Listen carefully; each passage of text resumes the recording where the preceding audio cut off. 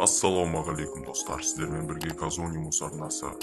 Достар, мен алдында қазақтардың шығарып жатқан анимесі туралы видео түсірген едім.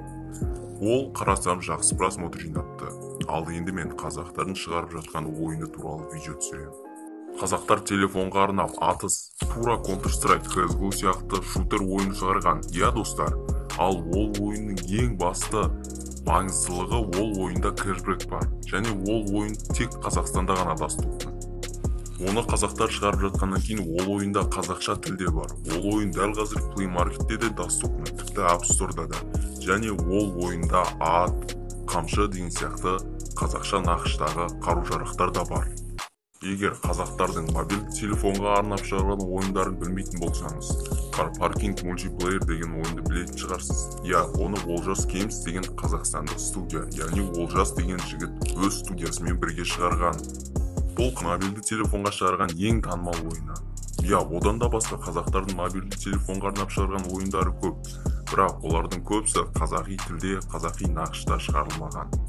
Сосын бұл атыс шутер ойында CSGO-дағы карталар да бар, және командаға бөлініп атысуға болады, достармен ойнауға да болады. Бөлек клан ашып, сол кланды ары қарай дамытуға да болады. Ол шутер ойынның аты Braid Winner. Мен сіздерге ол ойынның геймплейін қазір толықтай көрсететін боламын. Ал сіздер видеоны соңына дейін көріңіздер. Ендеше видеомызды бастаймыз. Тоқта, видеоны бастап қойдым. Мақұл, жалғастырамыз.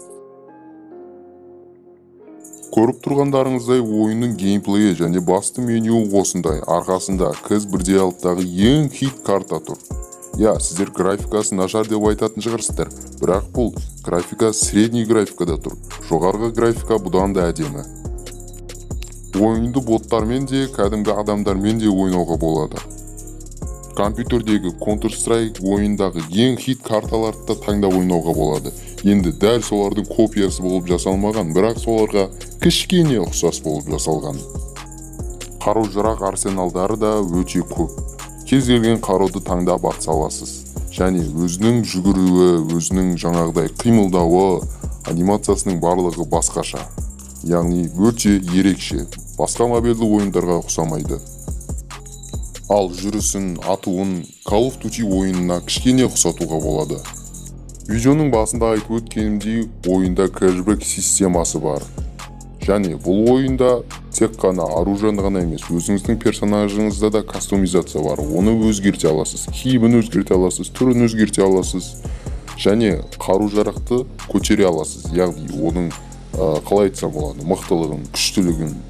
Және кландар болады. Өзіңіз клан аша аласыз, немесе біреудің кланына кіріп, оны дамыта аласыз. Я, қамшы қаруы бар дедім, міне қамшы қаруын да қолдануға болады. Тіпті ойында атқа мініп жүруге де болады. Міне, ойынның геймплейін көріп, қандай екенін білген шығарсыздар. Меніңше сіздер Қазақстанға қатысы бар, Қазақстанның бір нәрсе ойлап тапқанын, бір нәрсе шығарғанын туралы видеоларды жақсы көретін сияқтысыздар. Мен алдыңғы видеода қазақтардың анимесі туралы видео түсірдім. Ал енді қазақтардың ойыны туралы видео түсірудемін. Егер көпсіңіз тағы да сол туралы видео түсіргенімді қаласаңыздар, мен қазақтардың басқа да шығарған анимациялар, мультфильмдері, анимелері және қазақтардың басқа да шығарған ойындар жайлы видео түсіретін боламын. Ал сіздер лайк басыңыздар, арнаға тіркеліңіздер, яғни подписаться деген қызыл кнопканы басыңыздар. Өз ойларыңызды комментарийге жазып кетіңіздер. Ендеше келесі кездескенше сау болыңыздар достар. Аман жүріңіздер.